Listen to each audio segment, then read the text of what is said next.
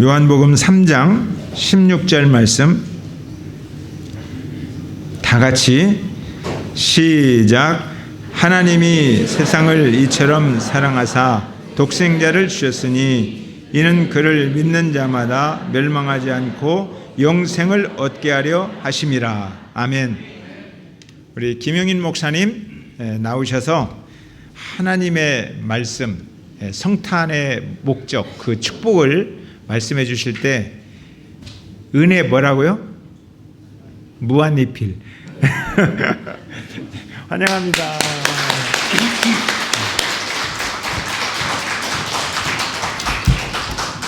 사실 일반 주일 예배도 귀하지만 성탄절은 1년에 하루밖에 없는 날인데 이렇게 소중하고 중요한 날 우리 담임 목사님이 말씀을 은혜롭게 전하셔야 되는데도 불구하고 또 저를 초대해 주셔서 이런 귀한 강단을 내주시고 또 말씀을 전하게 해주셔서 우리 목사님에게 감사드리고요. 또 교우 여러분 모두에게 진심으로 감사를 드립니다. 본인을 앞에 두고 이런 말하면 어떨지 모르겠는데 만약 한국에서 정말 목사다운 목사님, 훌륭한 목사님 10분을 꼽으라 그러면 저는 단언하건대 여러분의 담임 목사이신 이준행 목사님이 들어간다라고 그렇게 확신합니다. 네, 아멘을 크게 하신 분에게 가문의 영광이 함께하기 바라고요. 네, 평생의 복이 함께하시기를 바랍니다. 그래서 저는 개인적으로 이준행 목사님과 동역하고 같은 시대를 살고 같은 하늘 아래서 자주 만나면서 교제하고 또 주의 사랑을 나눌 수 있다는 게 기쁨이고 행복이고 축복이라고 늘 믿고 있습니다. 빌립보서 4장 1절에 보면 바울 사도가 사랑했던 교회인 빌립보 교회라는 편지를 쓰면서 네 번째 장 1절에서 말씀하기를 나의 사랑하고 사모한 형제들, 나의 기쁨이요 면류관 자들아 이와 같이 주 안에 살아라는 고백을 합니다. 빌립보 교회를 그만큼 사랑했다는 얘기죠. 나의 사랑하고 사모한 형제들이다, 나의 기쁨이고 면류관이다, 이런 표현을 하고 있는데 이준혜 목사님이야말로 생각만 해도 위로가 되고 기쁨이 되고 또 늘 여러분 더 잘하신 대로 행복 전도사시잖아요. 모든 사람을 행복하게 해주는 그런 귀한 우리 목사님이 섬기는 대공원 교회는 남의 교회라고 생각이 안 들고요, 꼭 제가 섬기는 교회 같다는 그런 느낌을 갖고 왔습니다. 네, 그래서 이렇게 오늘 아름다운 성탄절날 아름다운 교회에서 여러분과 함께 말씀을 나누게 돼서 얼마나 기쁘고 좋은지 모르겠습니다. 작년 여름 수련회 때 십자수 기도원에서 또 저를 이렇게 기회를 주셔서 말씀을 2번 전했었는데 작년 여름에 뵙고 이렇게 오늘 다시 뵙습니다. 건강하신 여러분 뵙게 되니까 감사하고요. 날마다 때마다 순간마다 삶 속에서 하나님의 영광이 늘 함께 하시기를 바라고요. 주님이 주신 기쁨으로 늘 충만하시기를 축복합니다. 우리 성탄절이니까 아까 들어오면서 서로 만난 분들끼리 인사를 나눴겠지만 한 번만 더 전후자를 돌아보시면서 메리 크리스마스라고 행복하세요라고 인사 한번 나누실까요?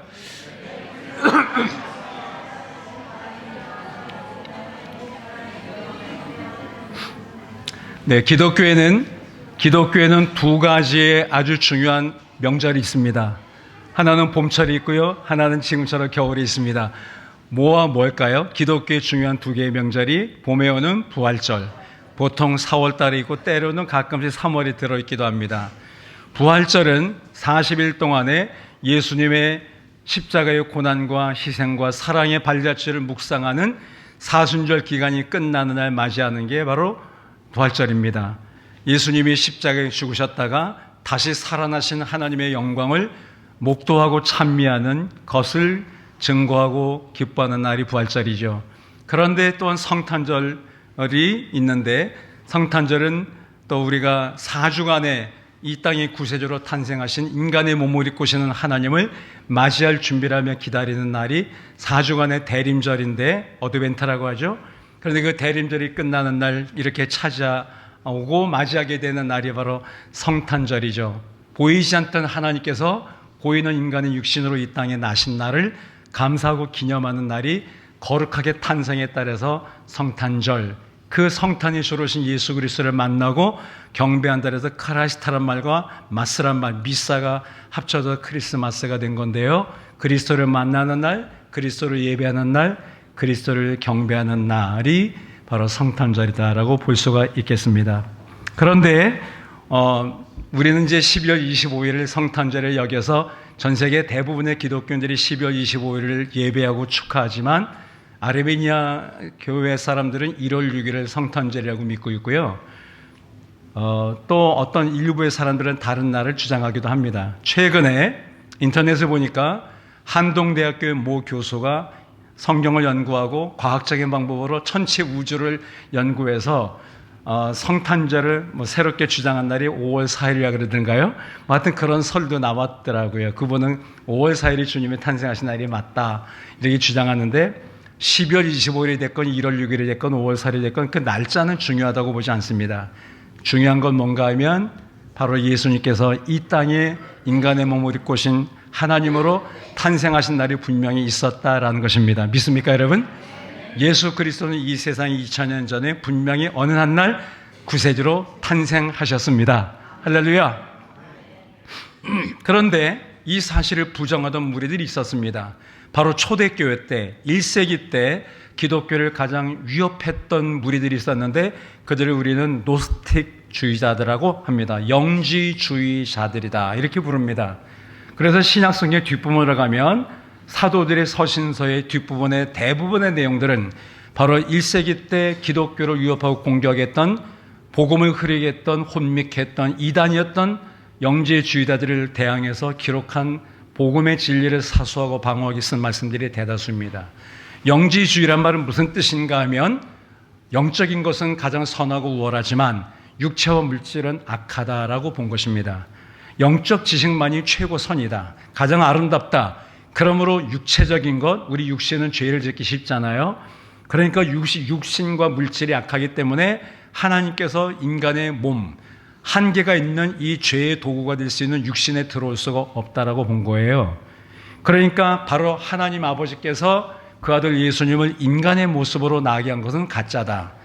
그래서 이거는 믿을 수 없다. 예수 그리스도의 인성을 부정했습니다. 그래서 너희들이 예수님을 봤다고 만났다고 말한 것은 그거는 신규를 본 것이다. 가짜를 본 것이다.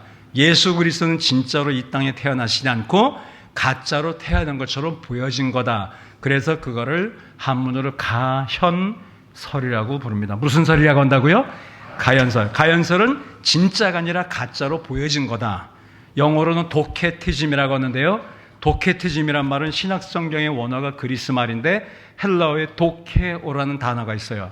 도케오라는 단어는 보이다라는 뜻이에요. 실질은 아닌데 실제처럼 보인 것이다. 그래서 도케티즘은 뭔가 하면 하나님의 아들 예수 그리스도가 너희들은 이 세상에 오셨다라고 탄생했다고 믿고 가르치고 주장하지만 그건 가짜야.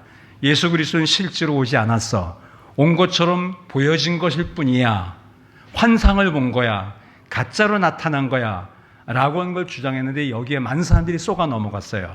마치 지금 신천지의 이만이라든지 아니면 하나님의 어머니로 부르는 하나님의 교회 장길자라든지 마치 그들이 부에서 성령이고 또 하나님이고 재림 예수다. 뭐 이렇게 주장하고 지금 있잖아요. 거기에 미혹당하고 넘어가는 이단에 빠진 사람들이 많지 않습니까? 그건 마냥 예수님 그리고 예수님의 제자들이 목회할 당시에 대표적인 이단이 바로 조금 전에 소개한 바로 영지주의자들, 노스틱주의자들이었어요. 예수 그리스도는 실제로 탄생하지 않았다. 이 세상에 오신 것이 아니다. 예수 그리스도는 세상에 온 적이 없다. 너희가 그렇게 믿고 바라기 때문에 그런 환상을 봤을 뿐이야. 신규의 현상일 뿐이야. 착시 현상이야. 이렇게 주장한 거예요. 선하신 하나님이 죄인된 인간의 몸에 들어올 수가 없어.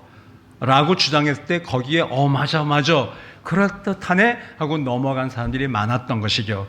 그러지 그것이 아니다 라는 걸 반박하고 예수 그리스도 인간의 몸을 입고 오셨고 그분은 하나님의 아들이며 우리에게 우리의 모든 죄를 용서하시는 구원의 주로 오신 구세주라는 사실을 강변하고 가르치고 주장하기 위해 사도들이 많은 시간들을 분량을 할애해서 서신서를 썼어요. 또 사복음서 중에 하나인 오늘의 본문이 요한복음의 저자인 요한 사도도 바로 그 예수님이 실제로 이 땅에 탄생하신 분임을 증거하기 위해서 상당한 부분을 거기에 할애하고 있음을 볼 수가 있습니다. 한번 찾아보실까요? 요한복음 1장 14절 말씀을 보면 요한복음 1장 몇 절이요? 1장 14절 말씀을 보세요. 요한복음 1장 14절 말씀을 보시면 자, 찾으셨으면 같이 읽겠습니다. 시작. 말씀이 육신이 되어 우리 가운데 거하심에 우리가 그의 영광을 보니 아버지의 독생자의 영광이요 은혜와 진리가 충만하더라. 아멘. 사도 요한은 그의 복음서 첫 번째 장 14줄부터 바로 이 육신으로 탄생하신 인간의 몸을 입고 이 땅에 오신 구세주 하나님의 아들 예수 그리스도를 소개하고 있다는 것입니다. 왜냐하면 이미 그 당시에 영주주의자들이 있었기 때문입니다. 말씀으로 가셨던 로고스 상태로 있던 하나님께서 육신을 입고 오셨다는 거예요. 육신이 되어 우리처럼, 영어로 하면 인카네이션, 육신을 입으셨다. 육신을 입으셔서 우리 가운데 거하심에 육신을 입고 이 땅에 오셔서 우리와 함께 거하셨다. 그 주님이 이렇게 주장하게 된 것이죠. 그래서 우리가 그의 영광을 보았다. 육신을 입고 오신 예수 그리스도 안에서 하나님의 영광을 분명히 봤다라는 것입니다.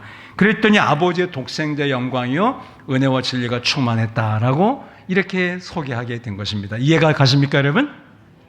그러니까 영주주의자들, 네가 말한 대로 예수 그리스도는 환상으로 오신 것이 아니야, 가짜로 나타나는 게 아니야, 신규 현상이 아니야, 헛개비를 본 것처럼 착시 현상이 아니라 예수 그리스도, 그분은 하나님의 아들의 모습으로 인간의 몸을 입고 이 땅에 실제로 오셨어. 우리가 그것을 봤어. 그분과 함께 지냈어. 먹고 다니고 그분의 영광을 봤어.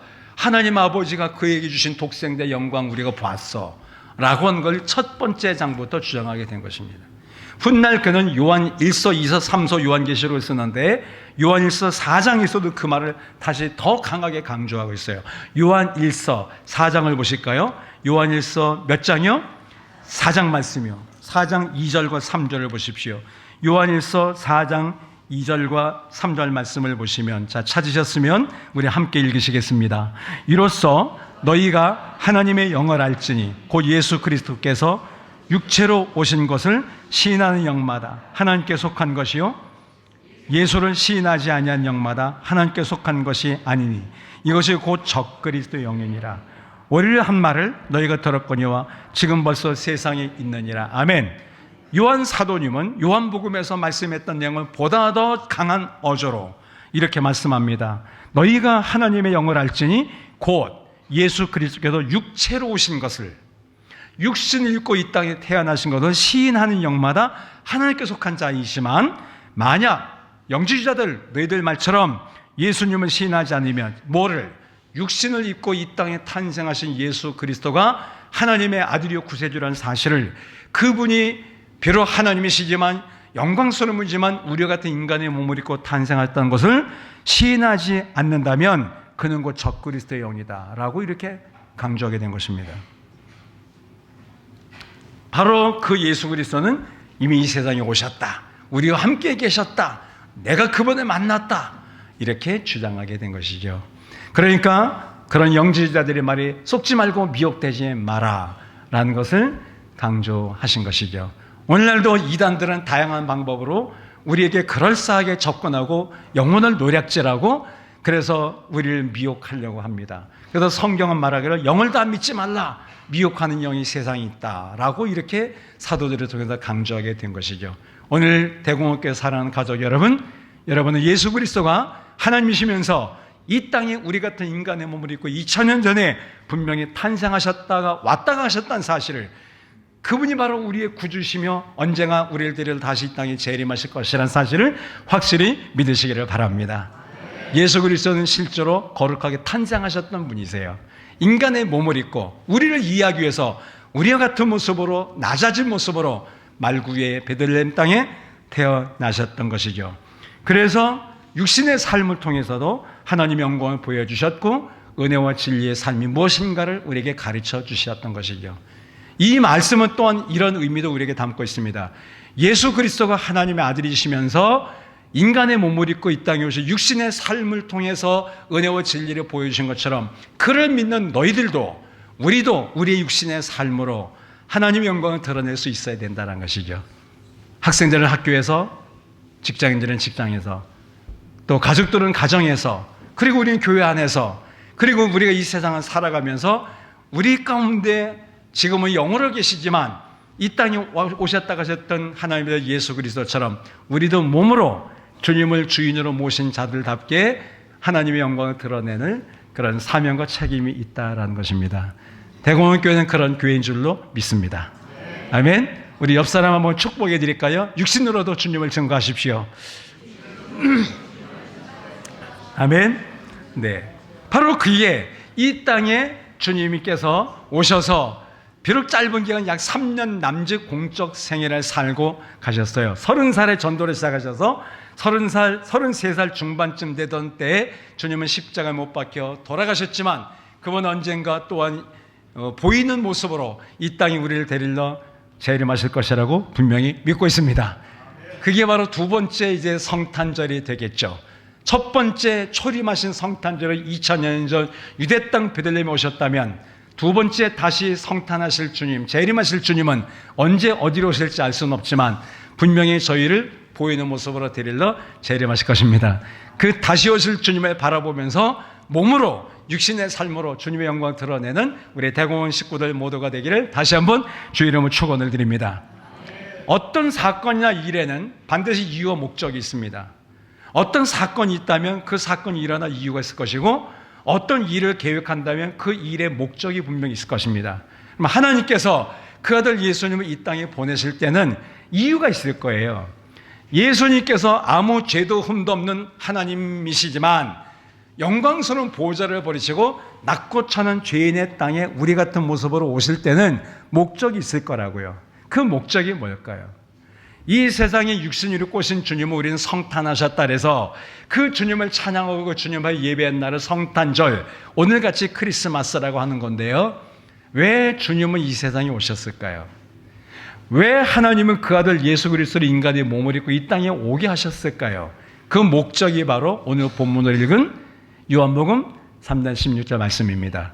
이미 올 초부터 요한복음 강의를 시작하셔서 아까 잠시 교제하는데 목사님이 9장까지를 마치셨다 그러더라고요. 10장까지 마치셨다 그러던가요? 네, 그래서 너무 자세하게 이미 듣고 배우셔서 아시겠지만 한 번 더 본다면 오늘 우리가 함께 읽은 본문의 말씀 요한복음 3장 몇 절이죠? 16절. 이 말씀은 거의 다 암송하는 말이에요. 우리 한 번 더 암송해 볼까요? 시작. 하나님이 세상을 이처럼 사랑하사 독생자를 주셨으니 저를 믿는 자마다 멸망하지 않고 영생을 얻으려다. 요한복음 3장 16절. 저도 옛날에 몇 달 동안 교회학교 아동부 교사를 한 적이 있었는데 그때 하나님이 세상을 이처럼 사랑하사 독생자를 주셨으니 누구든지 예수 믿으면 멸망하지 않고 영생을 얻으리로다. 요한복음 3장 16절. 이렇게 애기스럽게 율동하면서 안 어울리는 모습으로 찬양했던 적이 옛날에 있었는데 바로 요한복음 3장 16절이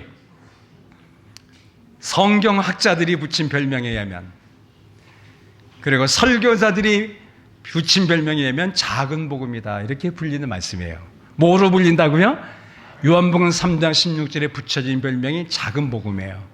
복음을 대변하는 복음적인 요소가 가장 완벽하게 함축되어 있는 절이 바로 요한복음 3장 16절이라는 거예요. 하나님이 세상을, 코스모스를, 온 우주와 만물을 당신이 창조하신 온 세계와 세상을 사랑하셔서 하나님께 온 아들 독생자 외아들 예수 그리스도를 보내주셨으니 이는 그를 예수 그리스도를 믿는 자마다 마음에 영접하고 자신의 구주와 주님으로 믿는 자마다 멸망하지 않고 즉 심판당하지 않고 다시 말하면 지옥 가지 않고 여기서 말한 멸망은 심판받아 지옥 가는 걸 말하는 건데요.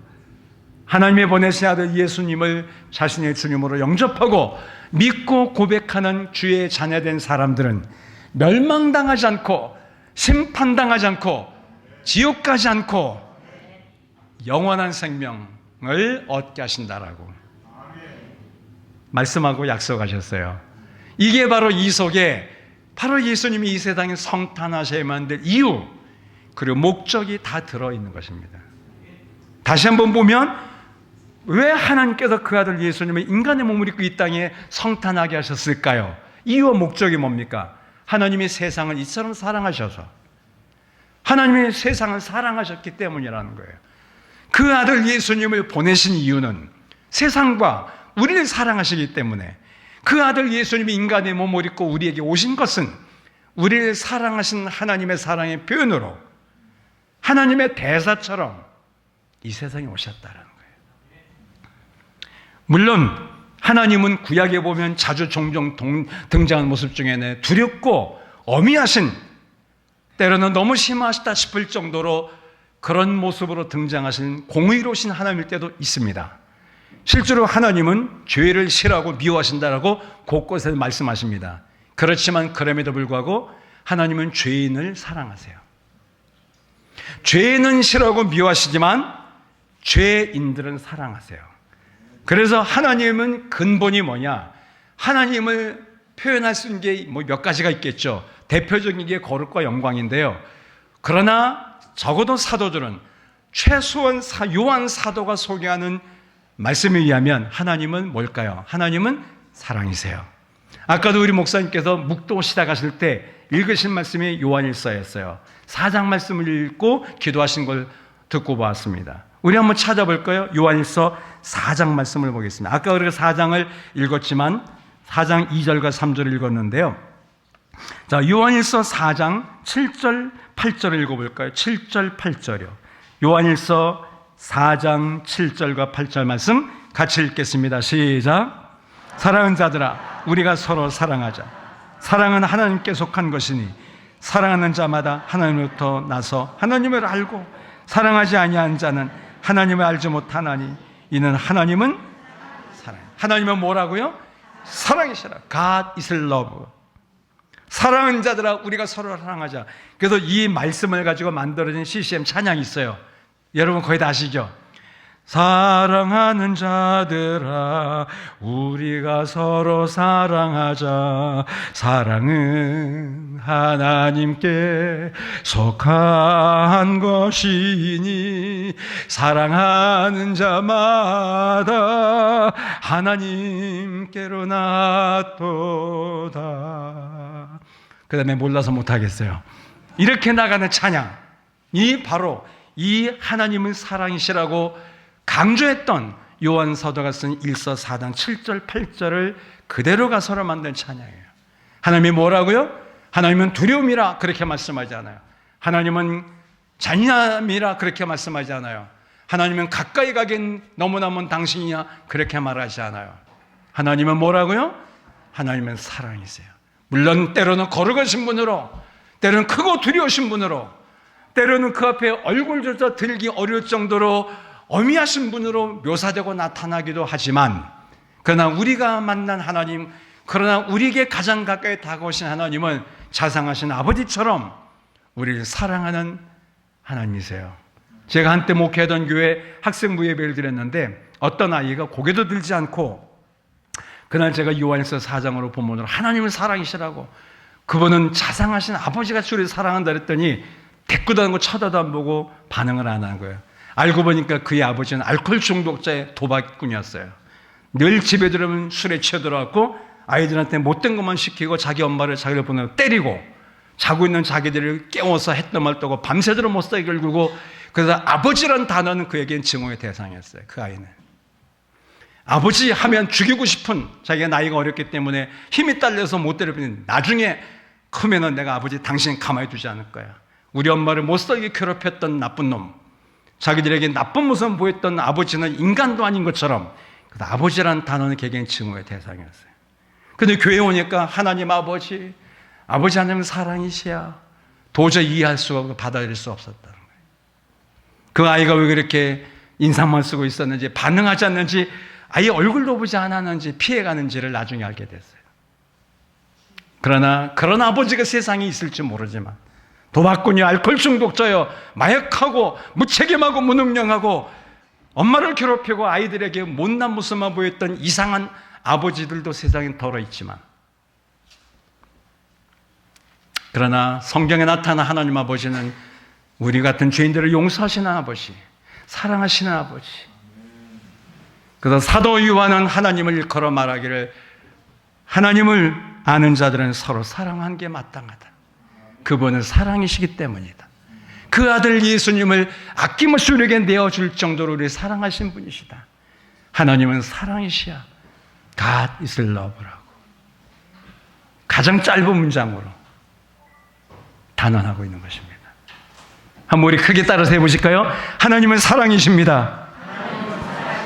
그래서 그는 요한복음 3장 16절에 하나님의 세상을 이처럼 사랑하사 이렇게 고백하고 선언하며 작은 복음의 말씀을 시작하고 있는 것입니다. 사랑하시는 하나님은 뭐 하셨습니까? 바로 그 아들 예수님을 이 땅에 구세주로 탄생하게 하셨어요. 예수님께서 이 세상에 오신 것은 우리를 사랑하신 하나님의 사랑의 표현으로, 하나님의 사랑을 보여주러, 하나님의 사랑을 실천하시러 오신 분이시라는 것입니다. 인간의 몸을 입고 탄생하신 날, 그날이 바로 우리가 찬양하고 경배하고 즐기는 예배의 날인 성탄절이 된 것이죠. 우리 다시 요한복음 3장 16절을 묵상해 볼까요? 하나님이 세상을 이처럼 사랑하사 독생자를 주셨으니 이는 저를 믿는 자마다 멸망치 않고 뭘 얻게 하려 함이라고요? 영생을, 영원한 생명. 영생이 뭡니까? 영원한 생명. 영원한 생명이란 말은 두 가지 의미가 있는데, 죽지 않고 계속 산다는 의미도 있지만 우리를 사랑하시는 하나님 아버지와 영원한 관계를 이룬다는 의미도 있는 것입니다. 하나님의 나라에 우리가 언젠가 갈 터인데, 그렇게 믿습니까 여러분? 우리가 지금 대한민국이라는 나라에 살고 있듯이 언젠가 한번 반드시 죽을 건데, 이 세상을 떠나려를 건데, 그 다음에는 아무것도 아닌 것이 아니라 우리는 다 하나님 아버지의 나라에 가서 영원한 삶을 살게 될 줄로 믿습니다. 아멘. 그때 우리는 단지 길이로서의 삶만, 롱롱 타임, 오래오래도록 길이만 긴 삶을 사는 것이 아니라 하나님 아버지와의 관계 속에서 그분이신 사랑의 풍성함을 마음껏 누리면서 그 나라에 온 형제 자매들끼리, 믿음의 가족들끼리 함께 주님을 찬양하고 경배하는 행복한 삶을 산다는, 그것이 함축된 한 단어가 바로 영생이에요. 하나님이 그 아들 예수님을 우리에게 보내신 것은, 성탄하신 이유는, 예수님이 세상에 탄생하신 목적이 뭡니까? 그것은 바로 죄인된 우리가 죽을 수밖에 없어서 지옥 갈 수밖에 없었던 자들이지만, 그 주님을 영접하고 믿는 우리에게 하나님의 사랑을 깨닫게 해서 하나님의 자녀가 되게 하셔서 영원한 생명의 나라에 가게 하시려고 오셨다라는 것입니다. 아멘. 그래서 그 예수님을 자신의 주님으로 영접하고 믿고 고백하는 사람들은 하나님의 자녀가 되고, 영접하는 자, 곧 그 이름을 믿는 자들에게는 하나님의 자녀의 권세를 주셨느니라 요한복음 1장 12절에서 약속하심 같이 저와 여러분 하나님의 자녀입니다. 믿습니까? 우리는 언젠가 이 세상 한 번은 떠날 건데, 그때는 그것으로 끝, 이것이 아니라 하나님의 나라에 다 가게 될 줄로 믿습니다. 거기서 우리는 영원한 생명의 삶을 살게 되는 거예요. 바로 그것을 가능하기 위해서 그 사명을 갖고 오신 분이 이 땅에 성탄하신 예수 그리스도라는 것이야. 그럼 우리가 그 다음에 이어진 요한복음 3장 17절을 볼까요? 우리 17절 말씀을 한 번 더, 우리 아까는 16절 읽었는데요, 17절 읽어봅니다. 시작. 요한복음 3장 17절이에요. 시작. 하나님이 그 아들을 세상에 보내신 것은 세상은 심판을 하심이 아니요 그로 말미암아 세상이 구원을 받게 하려 함이라. 아멘. 하나님이 예수님을 이 땅에 보내신 것은 세상을 심판하려는 것이 아니란 거예요. 세상이 뭘 얻게 하려 함이라고요? 구원을 받게 하려 함이라고. 오늘 여기 계신 여러분 모두는 한 분도 빠짐없이 구원받은 것을 믿으시죠? 아멘은 몇 사람 안 하는 것 같아요? 이쪽 위주로 몇 사람이 안 하는 것 같아요. 이쪽은 빼놓고 여기는 다 아멘 하셨으니까 이쪽만 한 번 더 묻겠습니다. 하나님의 그 아들 예수님을 보내신 것은 우리에게 구원을 받게 하기 위해서인 줄로 믿습니다. 여러분 구원받은 거 믿습니까? 맞습니까?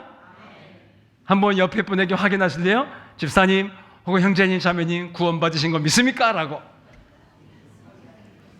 우리 이쪽도 한번 해볼까요? 시작. 이쪽도. 네.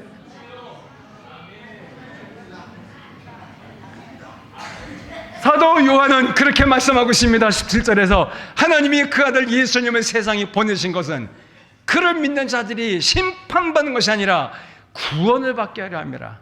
이것이 바로 성탄의 진정한 목적이에요. 왜 예수님이 세상에 오셨는가? 하나님은 인간의 몸을 입고 그 아들 예수님을 보이는 하나님으로 왜 나타나게 하셨는가? 바로 우리에게 심판받지 않고 영원한 생명을 얻어 구원받았다는 말과 영원한 생명을 얻었다는 말은 같은 뜻이에요.